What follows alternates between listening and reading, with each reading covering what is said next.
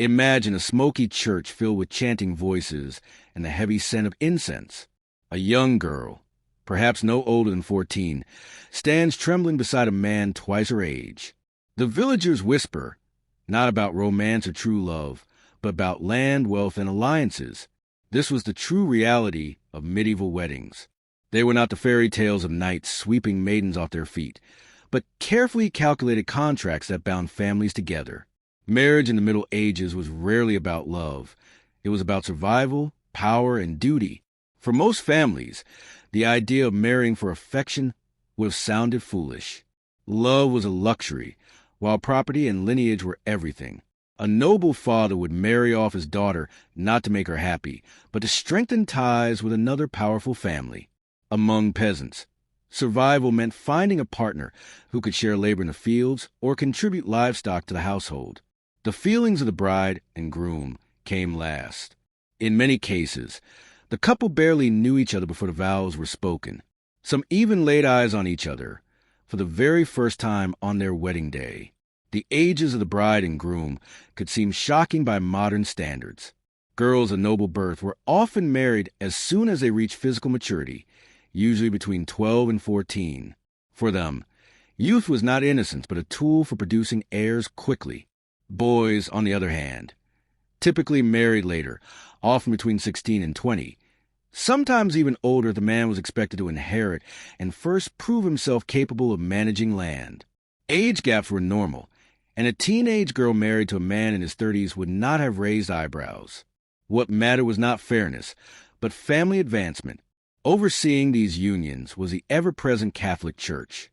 By the 12th century, the Church had declared marriage a holy sacrament, equal in importance to baptism or communion.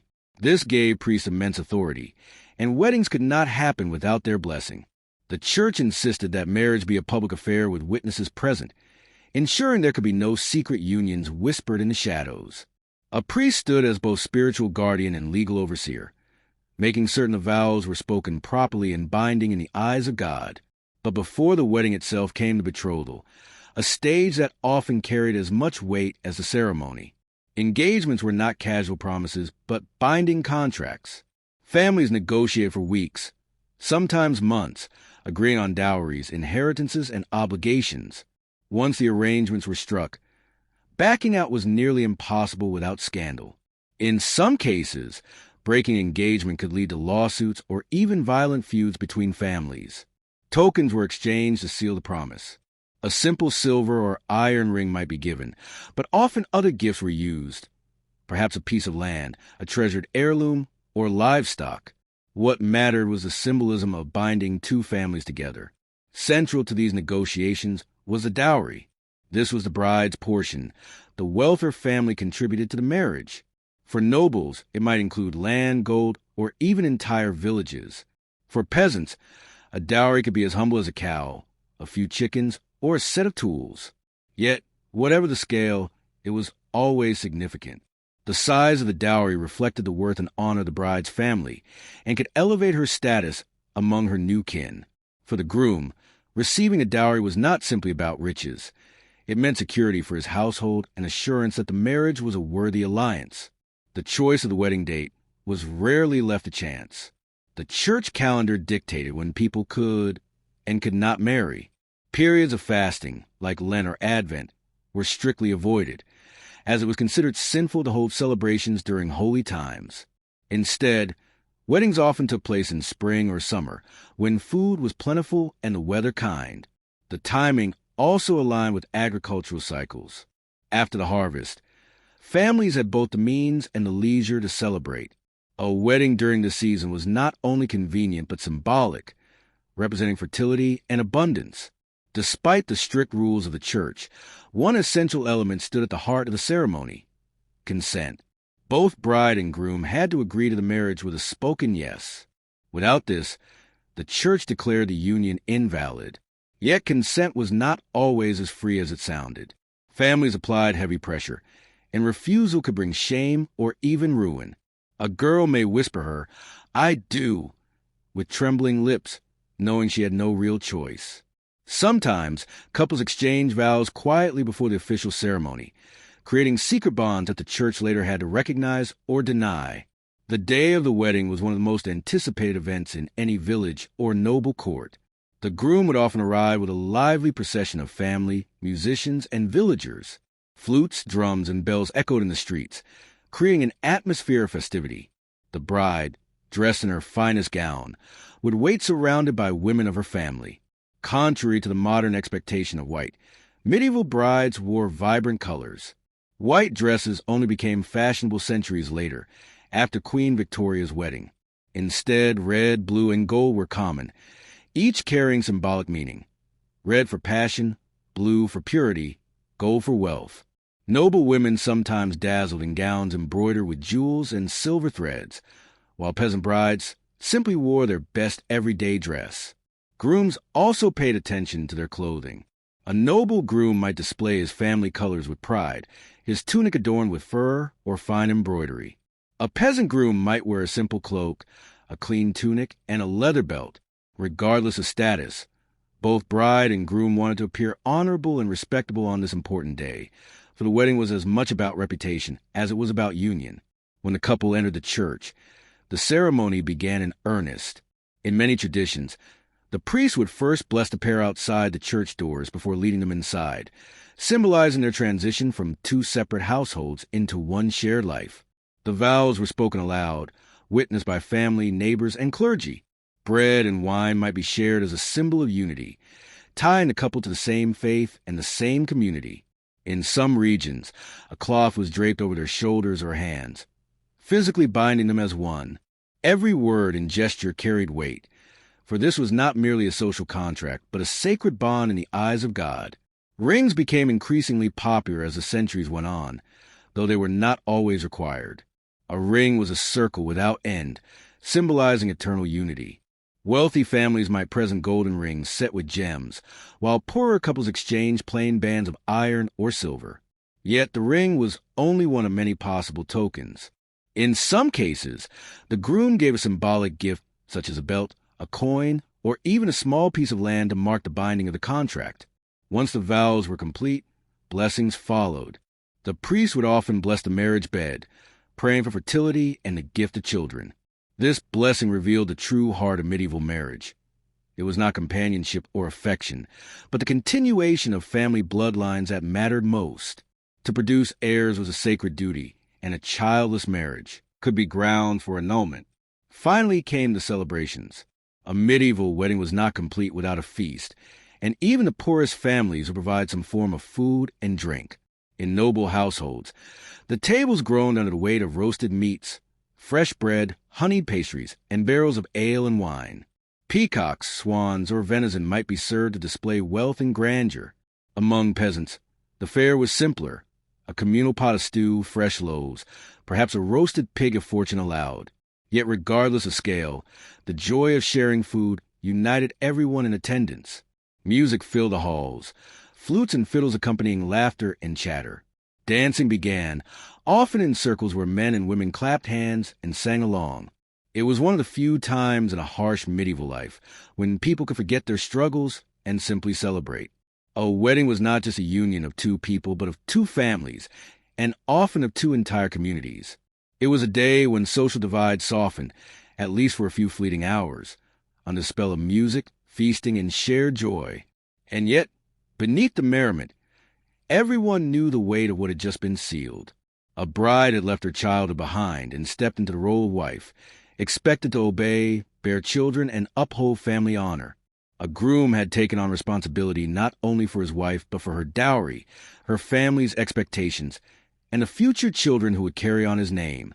This was the unspoken truth behind medieval weddings. Beneath the flowers, the song, and the feasts, marriage was a lifelong contract written not in ink, but in duty, tradition, and survival.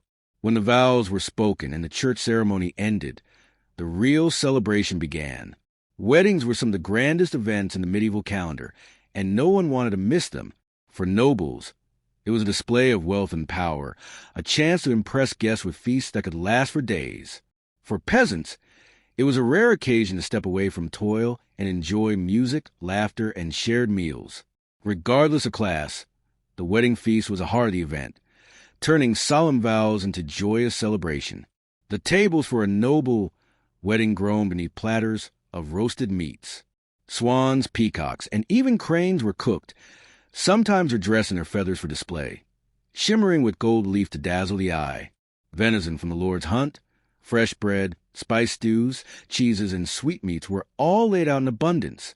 Exotic spices such as cinnamon and saffron, imported at great cost, made an appearance to remind everyone of the family's wealth and connections. Peasants could only marvel at such displays, for their own wedding meals were far more modest.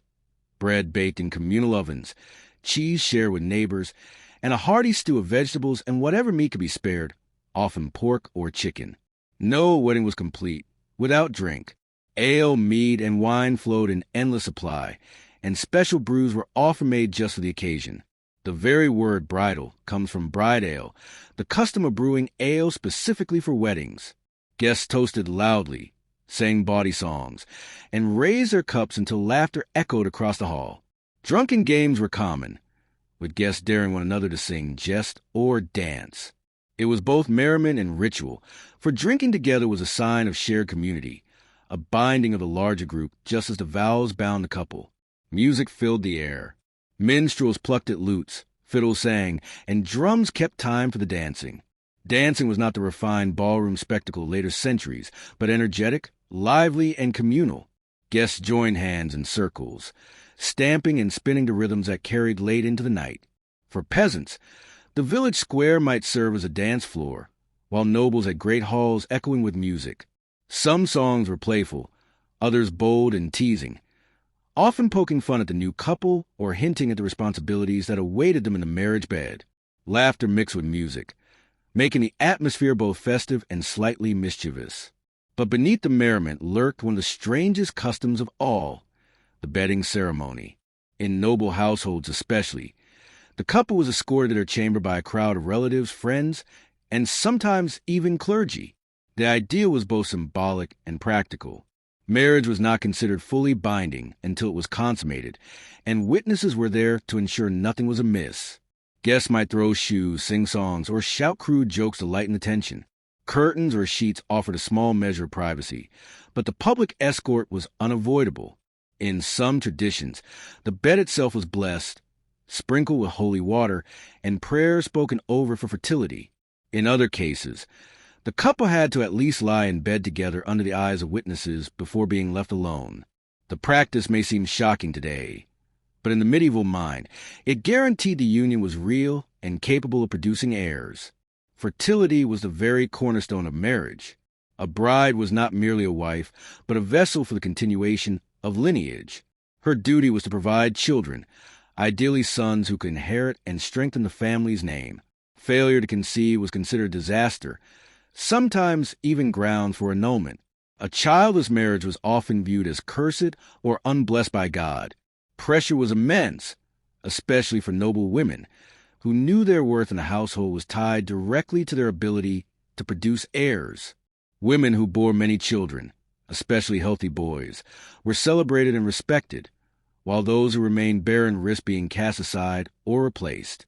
The nature of weddings varied dramatically depending on social class. For nobles, weddings were grand political events, carefully arranged to cement alliances.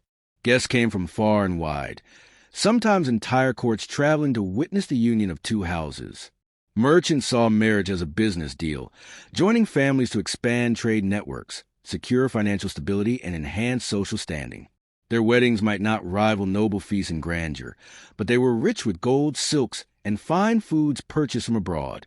For peasants, the scale was smaller but no less meaningful. Weddings were community gatherings where everyone contributed. Neighbors might bring bread or ale, musicians played for free, and the bride's family offered what they could. The ceremony was simple, but the joy was real, and the union was celebrated as a shared victory for survival and stability. Even within the clergy, forbidden by vows of celibacy, secret marriages sometimes occurred. These unions often led to scandal when discovered, showing that the pull of marriage and family was nearly universal. Superstition colored every part of a medieval wedding. Rice or wheat might be thrown at the couple to symbolize fertility. Coins would be scattered to bring prosperity. Loud noises, bells, and shouts were meant to drive away evil spirits that might threaten the new household. Herbs and flowers were more than decoration. They were believed to ward off bad luck. Garlands of rosemary, ivy, or lavender carried protective power, and brides sometimes wore them woven into their hair. Carrying the bride across the threshold was another custom rooted in fear of evil spirits lurking at the doorway. A ritual meant to protect the bride from stumbling into misfortune. What might seem today like quaint traditions were, for medieval people, essential safeguards in a world where unseen forces were thought to shape daily life. Once the celebration ended and the feasting gave way to daily routines, the bride's new life began in earnest. Marriage marked a dramatic shift for women. They were expected to obey their husbands, manage the household, and bear children. A noble woman might oversee servants, manage estates, or even act as regent when her husband was away at war, but her ultimate duty remained tied to family honor and fertility. Peasant women worked alongside their husbands in the fields, cared for livestock, baked, brewed, and raised children. While marriage gave some women security, it also tied them to a lifetime of labor and submission. Their individuality often mattered less than their role as wife and mother. Marriages were not always smooth. The church allowed annulments under specific circumstances, such as failure to consummate, lack of genuine consent, or discovery of a close blood relation that violated canon law. But annulments were difficult to secure, and true divorce did not exist. Couples might separate, but they could not remarry, remaining bound in the eyes of God.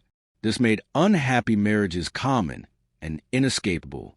Scandals arose when secret affairs or elopements were discovered. Some couples married in secret, speaking vows privately without witnesses, which the church often struggled to regulate. Elopements could lead to violence between families or annulments demanded by angry parents. Among nobles, such defiance of arranged matches could even spark feuds or wars. Over time, however, the idea of love began to creep into marriage, at least among the upper classes. By the 14th and 15th centuries, courtly love poetry and romantic tales began influencing how people thought about unions. Though still largely practical, noble marriages sometimes incorporated the ideal of affection. A knight might woo his bride with poetry or gifts, and noble women began to be celebrated not only as mothers, but as object of admiration and devotion. This shift was small but significant, planting the seeds for the later evolution of marriage into a union where love mattered. Among peasants, however, love was still a luxury. A husband was chosen for his strength, his land, or his ability to provide. A wife was valued for her dowry, her skills, and her fertility. Survival, not romance, dictated the terms of union. The symbolism of a medieval wedding lingered long after the music faded. It was not just two people joining together, but two families, and sometimes entire communities. The union strengthened ties, created peace between rivals, and bound people to one another in webs of obligation and loyalty. For villagers, it was a day of respite, a chance to celebrate something hopeful in a world often filled with hardship. For nobles, it was a stage upon which power and prestige were displayed. Every detail meant to remind guests of the family's greatness. When we compare these weddings to those of today, the differences are staggering. There were no white dresses, no diamond rings, no honeymoons on distant shores. Instead, there were contracts negotiated in candlelit chambers, processions filled with laughter and fear, feasts that displayed power or survival, and rituals designed to ensure fertility and ward off misfortune. The medieval wedding was not a storybook romance, but a reflection of a world where faith, family, and survival ruled above all. So the next time you attend a modern wedding with champagne toasts, cakes piled high, and vows whispered with love, remember what came before. Behind the polished traditions of today lies a long and complex history. Medieval weddings were not about fairy tales or happily ever after.